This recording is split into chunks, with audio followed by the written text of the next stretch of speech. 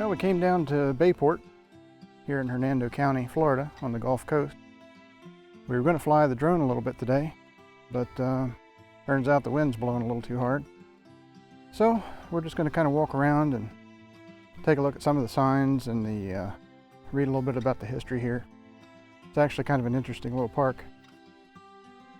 So we'll share what we find. Hope you enjoy. Bayport, Florida. The interior of Central Florida opened for settlement in the mid-1840s following the end of the Second Seminole War. In the absence of roads and railroads, coastal and inland waterways provided the transportation routes essential for farmers for marketing crops and receiving supplies.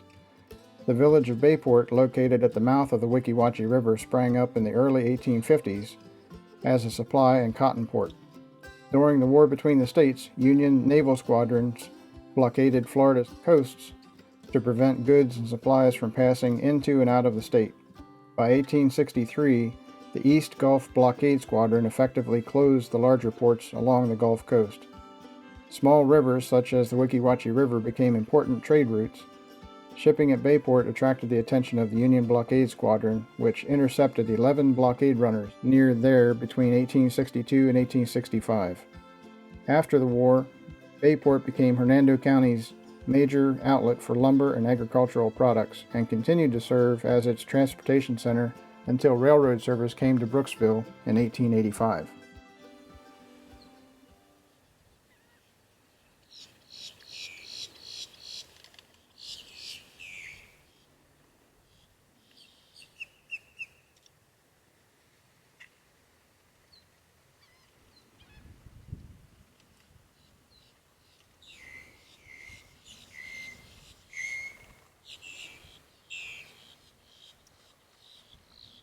Bayport area before human occupation.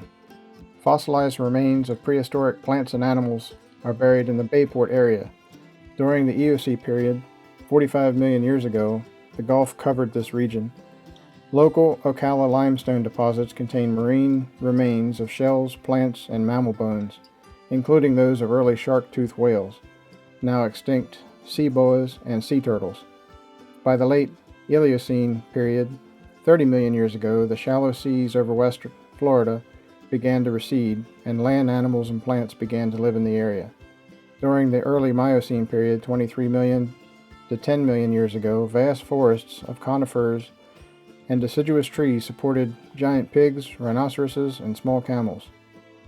Fossils of small rodents, carnivores, and early horses have been found in sinkholes near the Brooksville area.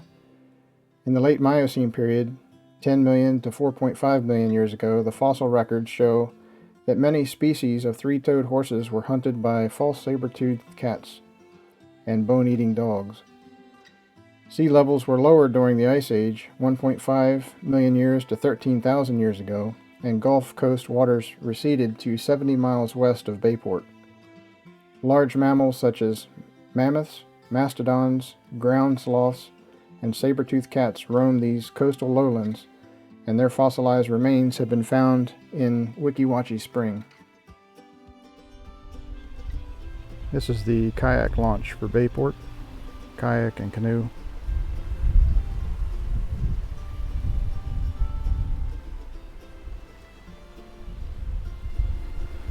Today with the westerly wind and the tide going out, it gets a little shallow before you get out into the channel, coming in through here.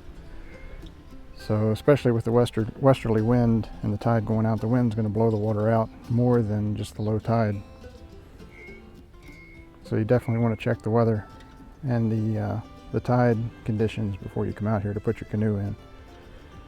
Otherwise you'll find that you're not going to be able to get out past here. You'll end up either have to get out and walk or come around to the boat ramp, which is over here. There's plenty of water in the channel for the boats to get out. If you put a canoe in over there, just follow the channel out, take you right out to the river, and then that leads you right out to the Gulf. Some of the first people to arrive in the Bayport area came around 13,000 years ago and were named the Paleo Indians. the Bayport area was much cooler and drier, and the Gulf of Mexico was 200 feet lower. Paleo-Indians used large spears with stone points to hunt mammoth and mastodon. By 9,000 years ago, the climate had become warmer and the sea levels rose. This change led to the archaic people to pursue a hunting and gathering lifestyle. These people also used steam spear points for hunting, but also gathered shellfish and caught fish in nets and traps. By 2,500 years ago, the Deptford people living around Bayport lived in small settlements along the Gulf. They used shell tools, and their diets relied heavily on marine resources. A Bayport burial mound excavated in the late 19th century contained artifacts that dated from the Weedon Island culture 1,100 to 1,700 years ago. Evidence of Safety Harbor culture people dating from 1,000 to 450 years ago was found within a burial mound at Weeki Wachee Spring and contained early Spanish contact artifacts. These native people were living around Bayport during the expeditions led by Panfilo Narvaez in 1528 and Hernando de Soto in 1539. Check this out. This little guy just walked right up, just started eating grass right there. Not concerned in the least that I'm here. Probably thinks I'm going to give him something.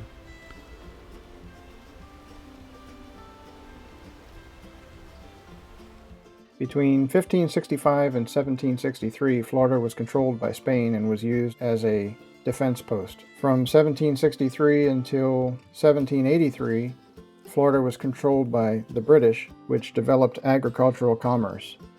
In 1818, Andrew Jackson mounted a campaign against the Seminole Indians in North Florida that helped the United States secure Florida from Spain in 1821. The Seminole Indians were pushed south before the Second Seminole Indian War in 1835 to 1842, which forced the Indians out of Central Florida, and the Florida Occupation Act of 1842 opened the area to settlement. John Parsons, a war veteran from New Hampshire, built a large house in 1852 that became a post office and general store. Major exports from Florida were cotton, produce, and timber, and during the Civil War, Bayport exported salt and beef for troops in the Confederate Army. Bayport was targeted by Union naval vessels with 2 attacks in 1863. The first attack, on April 2nd, used 7 boats, which advanced within 400 yards of Bayport under difficult conditions. The Confederates hid 4 of 6 blockade runners up a nearby creek, with Union forces finding the schooner Helen, capturing its crew and setting it afire. The Confederates burned a 6th vessel, which was a large schooner loaded with cotton that was anchored in a harbor ready for sea. The Union boats withdrew from the battle with disabled guns. On September 14th, Union squadrons consisting of the warship James Battle, 2 Sisters, Annie, and 2 boats from Fort Henry targeted a British sidewheel steamer flying a French flag. Confederates burned the steamer and a nearby warehouse, with the Union boats withdrawing from the battle. The Florida Public Archaeology Network and Hernando Historic Preservation Society in 2010 located the remains of a mid-19th century ship, possibly related to these 2 battles. The Gulf Archaeology Research Institute in 2014 and 2015 found the original harbor and Confederate positions north of Bayport County Park.